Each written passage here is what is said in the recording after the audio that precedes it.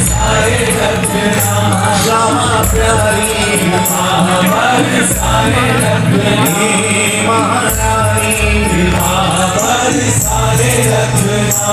साथ हैं वृंदावन की पवित्र धरा से आए चित्र विचित्र जी महाराज। तो रिवाड़ी के भक्तों को ये भ्रम नहीं होना चाहिए, क्योंकि अनेक बार हम यहाँ पर आए हैं। उनके दर्शन मात्र से और उनके सत्संग से हम दोनों के जीवन में कृष्ण भक्ति का प्रादुर्भाव। युग में लाखों अवगुण थे, लेकिन एक गुण ऐसा है जो अन्य 3 युगों में नहीं था, और उस काल की 3 वस्तुएं श्री वृंदावन में ब्रजमंडल में विद्यमान है। प्रभु की भक्ति के लिए 3 सहचरियों की बड़ी कृपा चाहिए। सब कृपा महाराज जी पर है। महाराज जी जैसे हमको आज्ञा करते हैं हम वैसे ही।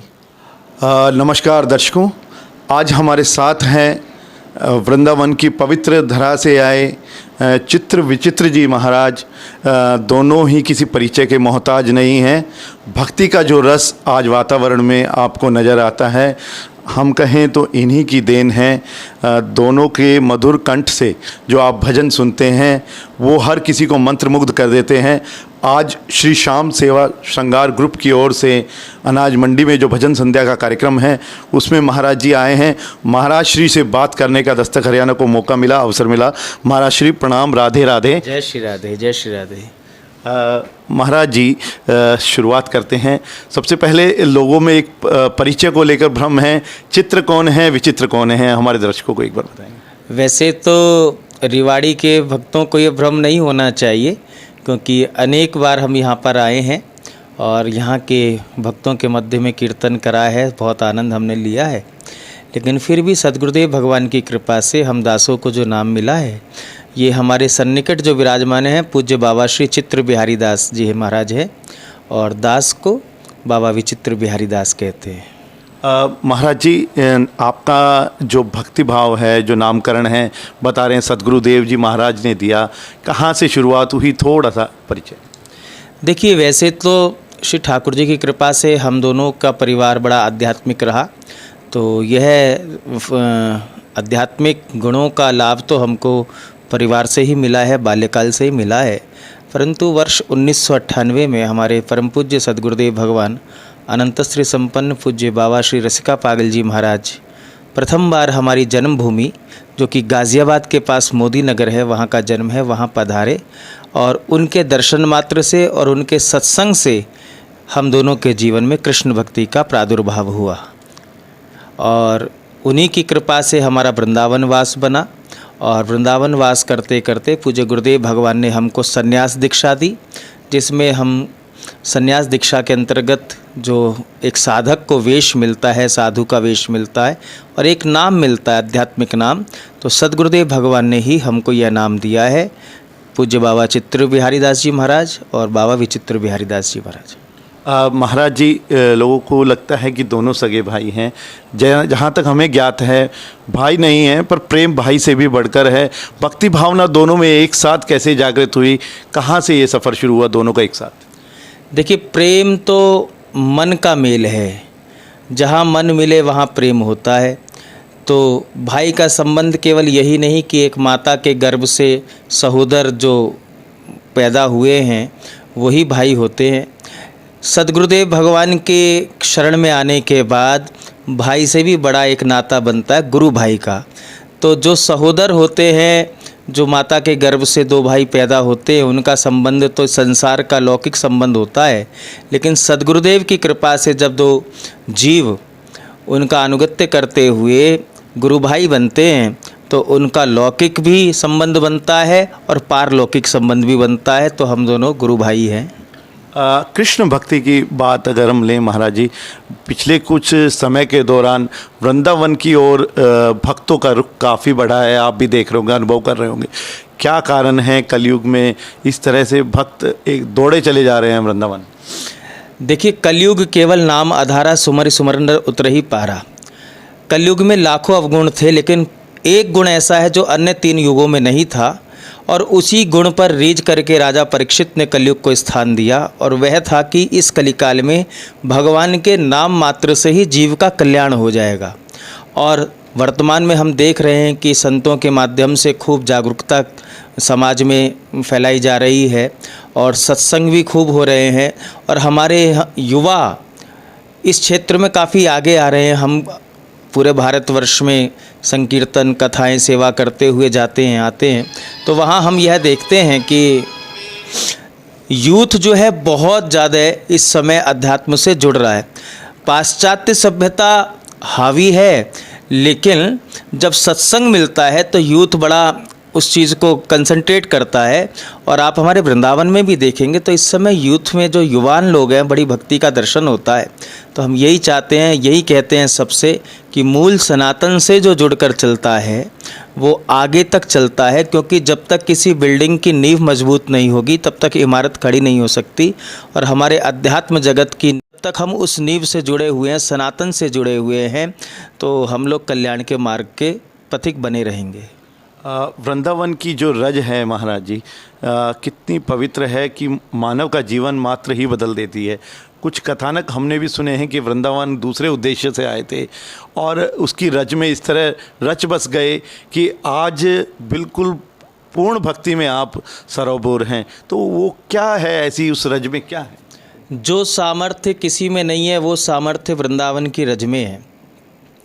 लोग मुक्ति चाहते हैं, लेकिन मुक्ति भी हमारे वृंदावन में श्री कृष्ण से पूछती हैं कि मैं तो सबको मुक्त करती हूँ, मेरी मुक्ति कैसे हो?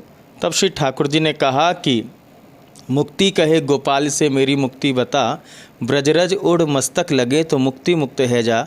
ब्रजरज में वो सामर्थ्य अन्य किसी साधनों में वह सामर्थ्य नहीं है, क्योंकि ब्रजरज को श्री ठाकुर जी के, श्री प्रिया जी के चरणों का स्पर्श प्राप्त हुआ है।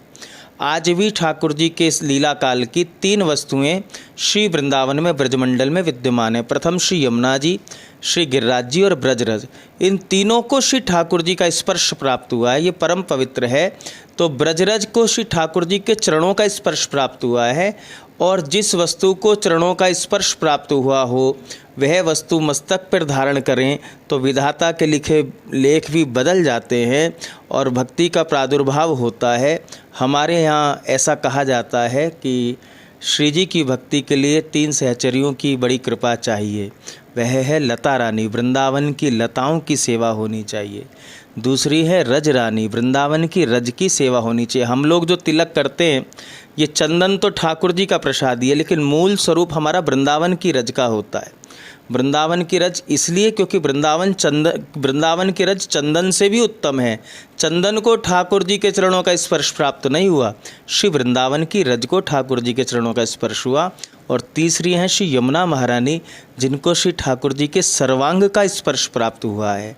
तो इन तीनों के सेवन से श्री राधा रानी प्राप्त होती हैं, श्री ठाकुर जी प्राप्त होते हैं, ब्रज की उपासना प्राप्त होती है। महाराज जी, कुछ किस्से हम अक्सर सुनते हैं, वो सच हैं झूठ हैं हमें नहीं मालूम। वृंदावन आगमन कैसे रहा और कैसे भक्ति के भाव में आप डूबे, वो थोड़ा सा कोई किस्सा आपको याद हो तो? देखिए, वैसे अभी हमने आपसे कहा कि बचपन से बाल्यकाल से परिवार से संस्कार हमको ऐसे मिले कि अध्यात्म से जुड़े रहे। उसके बाद सद्गुरुदेव भगवान का आगमन, उनके सत्संग के माध्यम से कृष्ण भक्ति का प्रादुर्भाव हुआ और फिर हमको यही लगा कि हमारे जीवन का उद्देश्य यही है कि ठाकुर जी की भक्ति करते हुए, और जो ठाकुर जी की कृपा से गुरुदेव प्रचार प्रसार भक्ति का करते थे उन्हीं का अनुसरण करते हुए समाज में भक्ति का प्रचार प्रसार करते हुए मूल अपने भीतर भी आध्यात्मिकता को जगाते हुए और संसार के जो लौकिक आकर्षण हैं उससे दूर रह करके और भक्ति करते हुए भगवत प्राप्ति करना ही मनुष्य का उद्देश्य है। क्योंकि मानव जन्म का मूल उद्देश्य तो भगवत प्राप्ति ही है। कोई भी जीव जंतु है, भोजन वो भी करता है, संतान उत्पत्ति वो भी करता है, विचरण वो भी करता है, लेकिन वो नाम नहीं ले सकता, जप नहीं कर सकता, भजन नहीं कर सकता। यह केवल मानव को ही प्राप्त है और मूल उद्देश्य मानव का यही है कि संसार में रहते हुए भगवत भजन करते हुए भगवत प्राप्ति करके अपने इस लोक को और उस लोक को संवार लेना चाहिए। महाराज जी, अंत में एक सवाल और हम आपसे करेंगे। अयोध्या काशी दोनों बदल गए हैं, अब वृंदावन की बारी है, कॉरिडोर की बातचीत चल रही है। कितना बेहतर रहेगा, क्या समझते हैं कितना बदलाव वृंदावन में अब आना चाहिए बढ़ती भीड़ को देखते हुए? देखिए, दिन प्रतिदिन उत्तरोत्तर बिहारी जी के प्रेमी दीवाने तो बढ़ते जा रहे हैं, जिसके कारण वहाँ काफ़ी भीड़ भी रहती है। सरकार चाहती है कॉरिडोर बने, तो हम तो श्री ठाकुर जी से यही प्रार्थना करते हैं, क्योंकि सबके पालक वह हैं, तो जिसमें सबका हित हो श्री बिहारी जी वही करें। कॉरिडोर के माध्यम से मंदिर बड़ा होता है और भक्तों को दर्शनों का सुख मिलता है, सहजता मिलती है, तो बनना चाहिए। क्योंकि अधिक भीड़ होने के कारण आपने पीछे देखा होगा कि काफ़ी दुर्घटनाएं भी हुई हैं, तो उन सब से बचने के लिए अगर सरकार का यह विचार है तो उत्तम विचार है और कॉरिडोर बनना चाहिए। और बाकी जो व्यवस्थाएं वहाँ की थोड़ी सी अस्त व्यस्त होंगी, उनके लिए भी हमने ऐसा सुना है कि सरकार व्यवस्था करेगी। तो बाकी तो वृंदावन में एक ही कहेंगे वैसा ही होगा। तो विचित्र जी महाराज ने बताया कि वृंदावन में एक ही सरकार है, बाके बिहारी जी की सरकार उन्हीं की सरकार की चलती है, वही बनाते हैं वही बिगाड़ते हैं। 1-2 मिनट के लिए हम बात करेंगे चित्र जी महाराज जी से भी। चित्र बिहारी जी महाराज हैं। महाराज जी, कंठ में जो शारदे विद्यमान हैं, ये कब से शुरू हुआ? क्या बाल्यकाल से ही भजनों का वो था, आपको गाने का शौक़ था? बाल्यकाल से ही ऐसा कुछ रहा, ठाकुर जी की कृपा रही और घर में माता पिता की कृपा रही। बाकी फिर सतगुरुदेव भगवान के जब से संसर्ग में आए, उनके आश्रय में आए, तो तब से ये कृपा हुई है। महाराज जी बताते हैं कि आपकी स्मरण शक्ति में बैठे बैठे भजनों की जो है बातें, भजनों की जो लाइनें हैं वो आ जाती हैं। वो सब कृपा महाराज जी पर है। महाराज जी जैसे हमको आज्ञा करती हैं हम वैसे ही